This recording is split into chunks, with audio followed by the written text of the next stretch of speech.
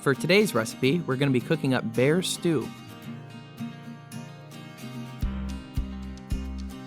And for all of our other recipes, as well as step-by-step directions, visit thegreenwayoutdoors.com.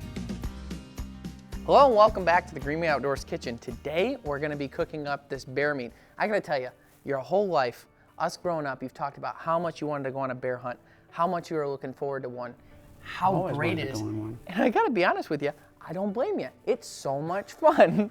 And getting a bear, how exciting. You should try it. I'm sorry, that's really mean, but it is true. Well, we're going to make a stew, now that you're done. Yeah. We're going to make a stew. This is what you need. This is like the necessities for a bear stew, like the simple bear necessities. Let's get started. In a stock pot over medium heat, add your olive oil. In a bowl, take your bear stew meat cut up into chunks and salt and pepper the bear and add flour to cover the meat. Get down and dirty with your hands and make sure the meat is completely covered with the flour. Take your prepared bear meat and move it over to your hot oil. Brown on all sides, then remove the meat from the pot and set aside. Add your onions to the same pot and cook until translucent. Then add your celery, garlic, and thyme.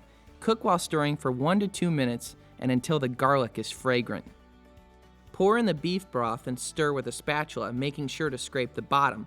This will help bring out the flavor from when you browned the meat and all the other ingredients.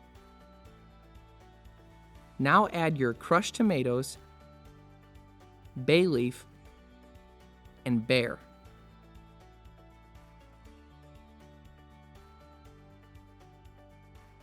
Then allow to simmer for 30 minutes and then add your carrots. It's important to use a meat thermometer and check the largest piece of bear meat in your stew to make sure the internal temperature is at least 160 degrees. This will help protect you from the possibility of trichinosis, which can often be found in large predators. The stew looks like a good cold winter warm meal. It looks like, why is it? It's a cold winter warm meal. I want to eat Pooh Bear. Oh, Pooh Bear. Get a carrot in there. I want a carrot in there. That is some of the best meat ever. No, it's very tender. That is great. Amazing. The back straps, anytime you, for those of you who don't hunt all the time, whenever you're cleaning or skinning an animal, looking at the spine meat on the top of the back, right here, is where you're gonna find the back straps, and that's when you hear people say that term. And then on the inside where the guts are, where the stomach sits on top of the spine meat, there's other little strips in there called tenderloins that you can take out. This is made out of that meat, and it is the finest and best and most tender meat.